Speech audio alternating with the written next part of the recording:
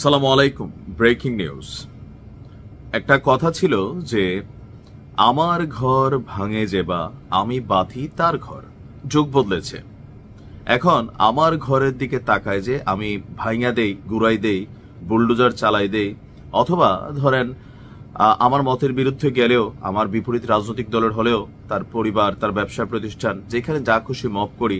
তবে আমরা ভুলে যাই, এই কথাটাই বারবার সবাইকে বলছিলাম যে আপনারও পরিবার আছে, আপনারও বাড়ি আছে, আর আপনি তেমন বিশেষ কেউ না যে আপনার বাড়িঘর প্রোটেকশনের জন্য সরকার নিরাপত্তা বাহিনী দিয়ে সারা বছর রাখবে।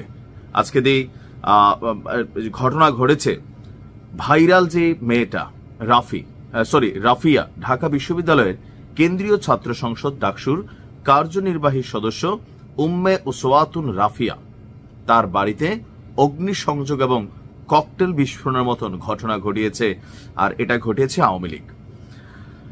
আজকে বৃহস্পতিবার ভোরবেলায় তার বাড়িতে এই ঘটনাটি ঘটে। তবে তার দেশের বাড়ি কোথায় আমরা এই সম্পর্কে বিস্তারিত এখনো গণমাধ্যমে আসে নাই। তবে ডাকসুর সাহিত্য এবং সাংস্কৃতিক সম্পাদক মোসাদ্দেক আলী ইবনে মোহাম্মদ তার ফেসবুক পোস্টে জানিয়েছেন, রাফিয়ার গ্রামের বাড়িতে গান পাউডার ব্যবহার করে আগুন দেওয়া হয়েছে এবং ককটেল বিস্ফোরণ ঘটিয়েছে একটি গোষ্ঠী, যা তিনি জঙ্গি লীগ হিসাবে উল্লেখ করেছেন। এছাড়া এই ঘটনায় কি পরিমাণ ক্ষয়ক্ষতি হয়েছে বা পরিবারের সদস্যরা কতটুকু আহত হয়েছে এ নিয়ে এখনো বিস্তারিত জানা যায়নি। পুলিশ এবং সংশ্লিষ্ট কর্তৃপক্ষ তদন্ত শুরু করেছে।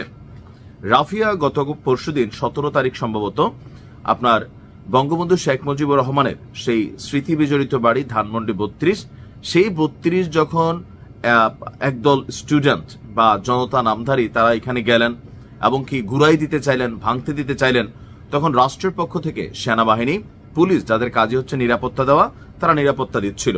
কিন্তু এ নিয়ে ডাকসুর এই নেত্রীর ভাইরাল বেশ কিছু বক্তব্য, পুলিশের পোশাক ধরে টানাটানি এবং কি হোয়াট দ্য ফাক, তারপরে হচ্ছেন চোষাচুষি, অনেক ধরনের বক্তব্য দিয়েছিলেন।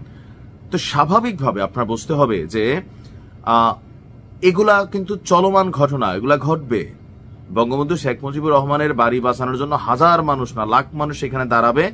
রাষ্ট্র তাকে যুগের পর যুগ তার এই বাড়িকে প্রোটেকশন দিবে, কিন্তু আপনার বাড়িকে প্রোটেকশন দিবে না। আমি 5ই আগস্টের পরবর্তী সময় থেকে একটা কথা সবাইকে বলে আসছি যে ভাই, আপনি আজকে যা করবেন আপনার উপর ফিরে আসবে।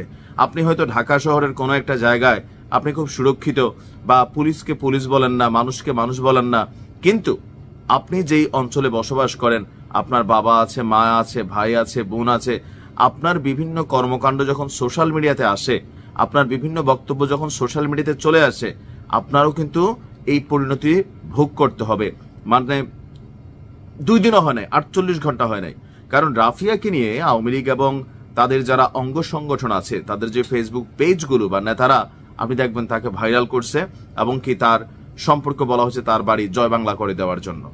তো এই ঘটনাগুলা আজকে দেখেন, এই সিচুয়েশনে যদি এরকম হয়, অদূর ভবিষ্যতে এগুলার পরিণতি কোন দিকে যাবে?